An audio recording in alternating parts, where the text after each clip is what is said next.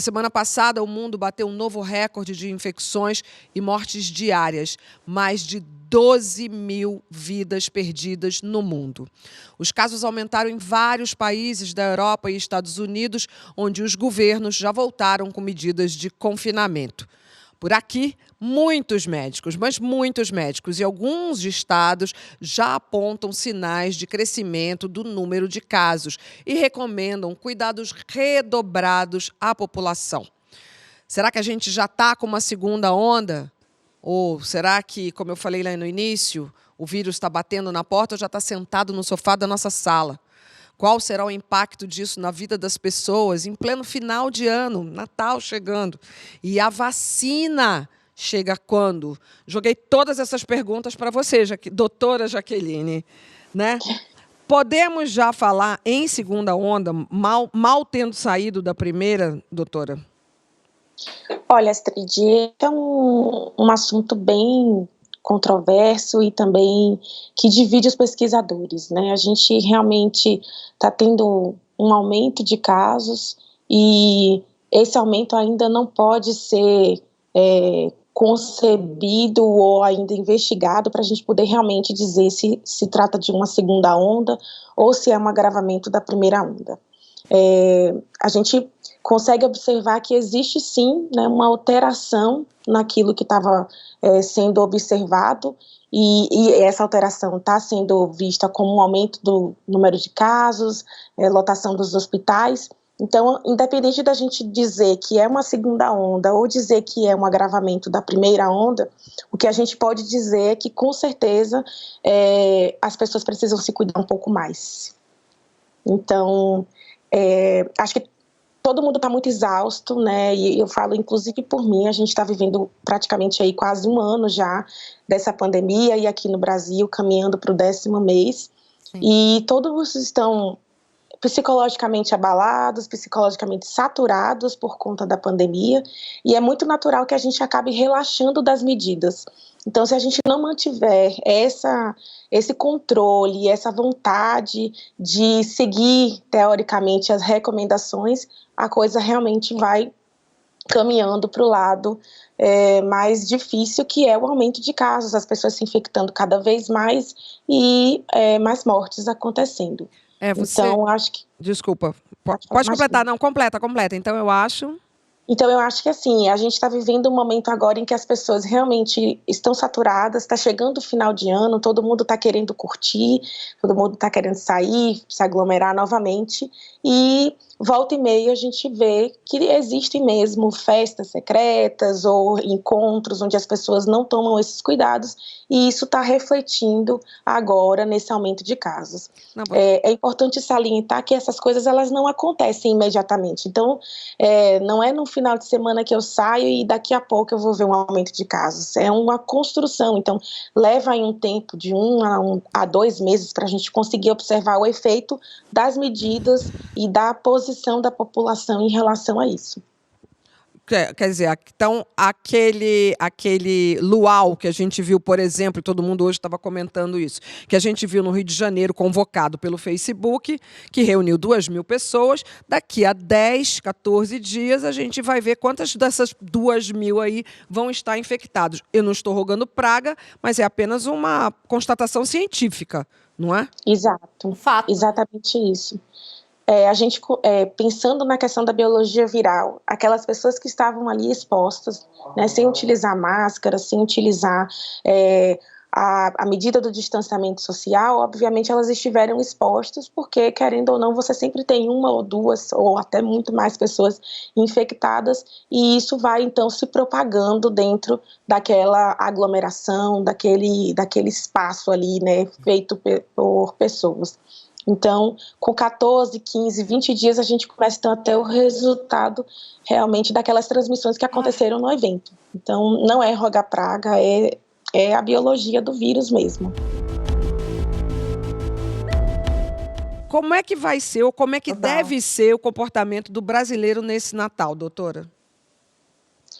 Olha, Astrid, eu sei que o Natal ele acaba sendo uma festa muito mais familiar do que o Réveillon, por exemplo. Então, é muito natural que as famílias se reúnam. A sugestão que eu dou, principalmente para quem quer fazer essa reunião em família, é que mantenha aquele círculo familiar que já está convivendo, onde as pessoas estão se cuidando. Então, é complicado dizer para as pessoas não visitarem as suas famílias e não aglomerarem, mas a gente não está no momento de fazer isso. Eu sei que é difícil, psicologicamente, emocionalmente, as pessoas querem estar juntas, mas esse ano não é um ano para a gente poder aglomerar. Então, é preciso ter muito cuidado em todo esse processo que vai ser realizado, de sair, de encontrar com a família. Ah, mas é família, mas se elas não vivem no mesmo ambiente, na mesma casa, então já consta como se fosse uma pessoa estranha, um grupo estranho.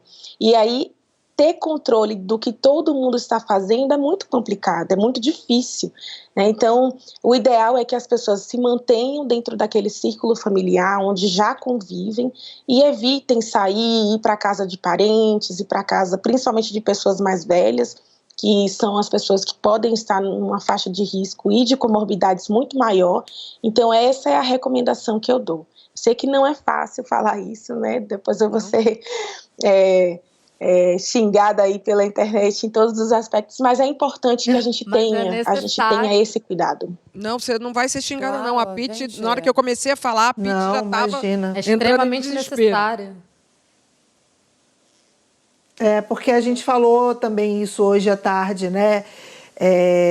Isso que a doutora acabou de falar é real. Vocês viram hoje a notícia que saiu de uma carta de um grupo de infectologistas pedindo encarecidamente, recomendando, de repente, talvez até um novo lockdown. E eu achei interessante eles falando isso. Gente, a gente sabe que vocês estão cansados, mas imagine nós que estamos na linha de frente. Então é uma frustração muito grande, né, gente? Na verdade, a minha figurinha do começo tem a ver com isso.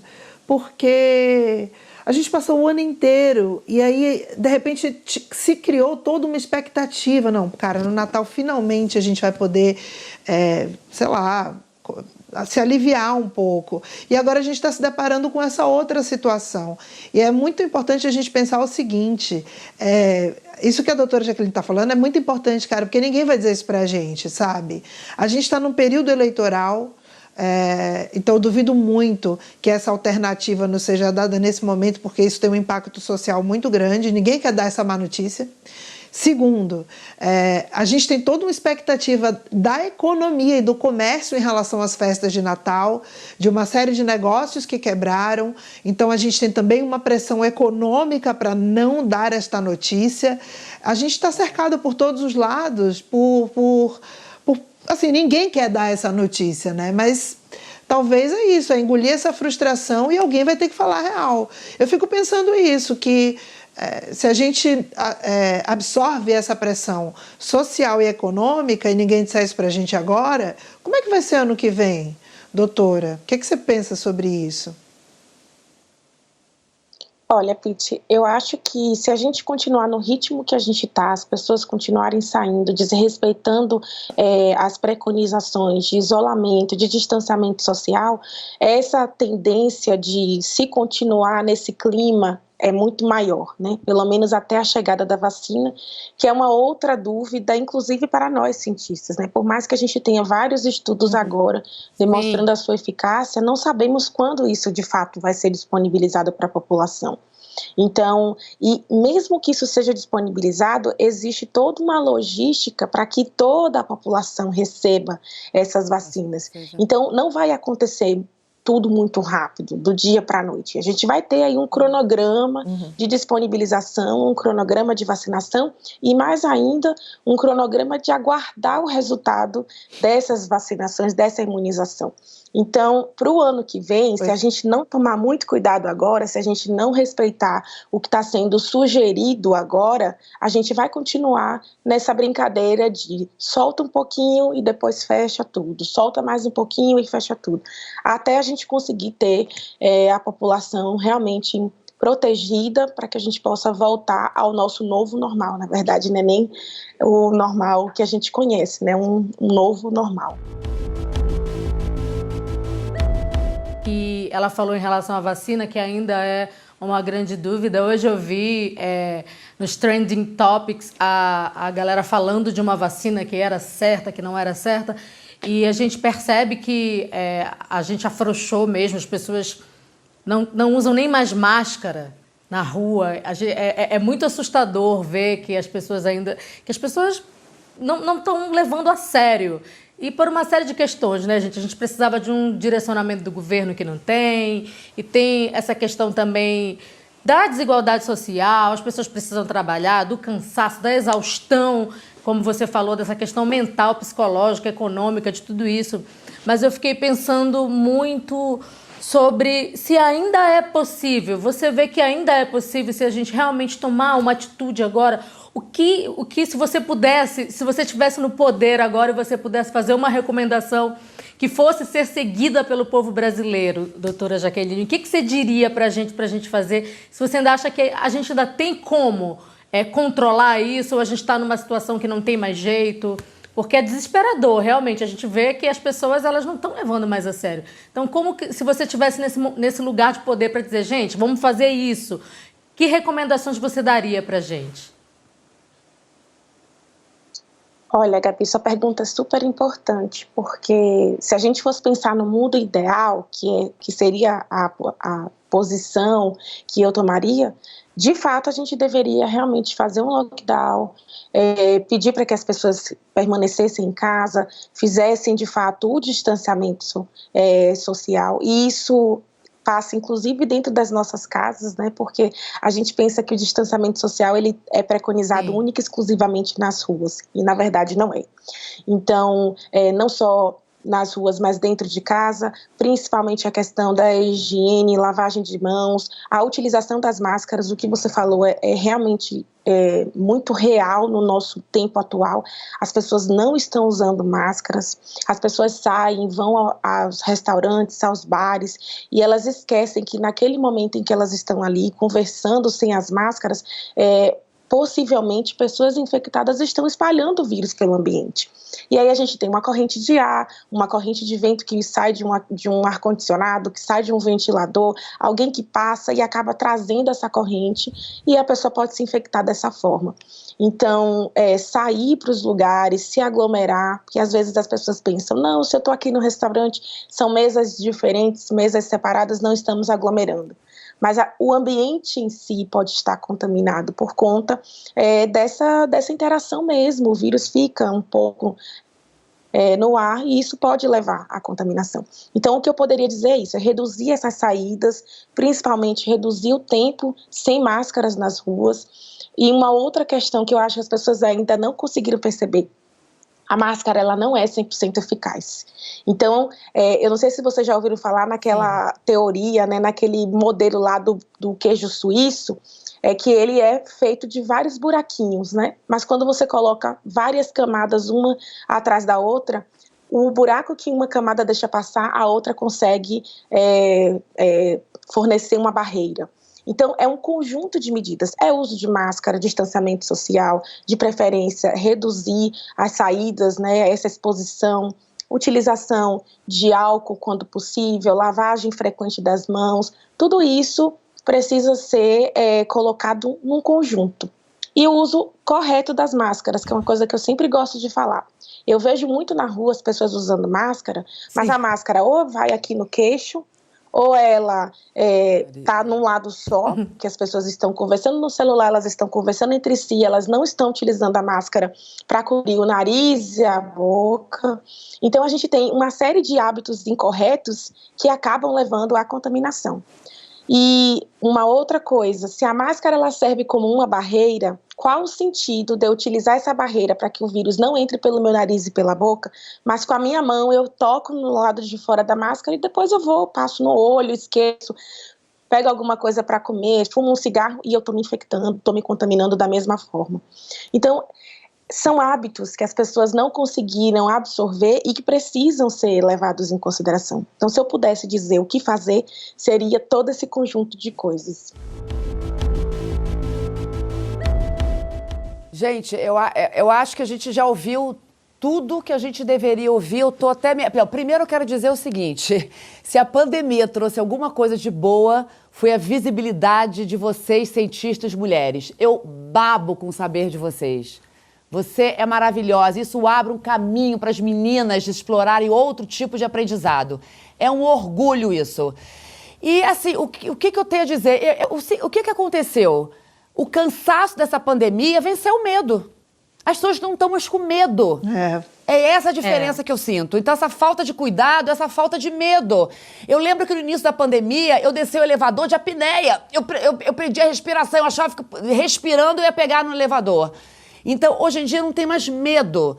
Então, isso é uma coisa muito ruim, porque o medo nos protege, né? O medo é que faz com que a gente tome todos esses cuidados. Isso que você falou agora, Astrid, das pessoas da classe A e B, hoje me chegou um áudio de um diretor de um hospital dizendo que antes o medo dele era trazer o vírus para casa. Agora o medo dele é pegar o vírus em casa, por causa dos filhos que vivem indo para as festas, jantares e aglomerações das classes A e B, e que esses hospitais é que estão enchendo.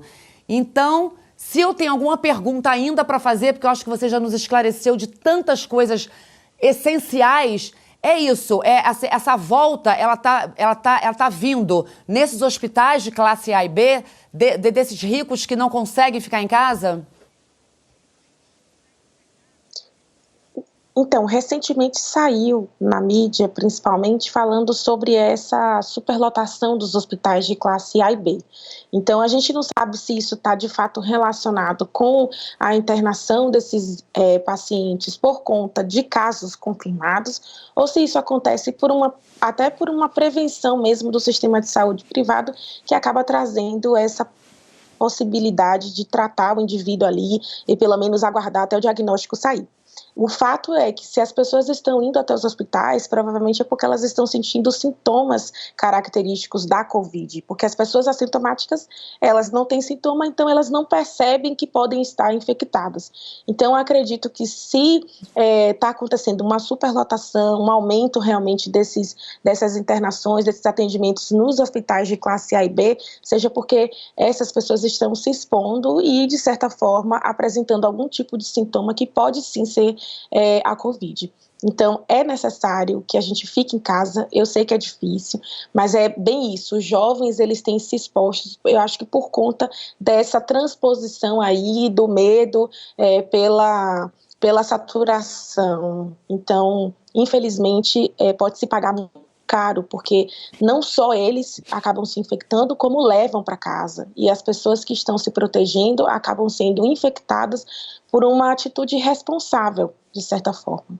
Como eu hoje tô bem justiceira, quando eu falei jovens e puxei essa brasa para os jovens, mas também tem muita gente, o adulto de meia idade, fazendo festinha para 10, para 20, jantares, grupos de amigos, também nessa classe. Mas são só 10 pessoas, Astrid. Muito obrigada pelo convite, mas eu não vou e acho que você não deveria fazer esse jantar ainda. Eu já repeti essa frase várias vezes nas últimas 2 semanas.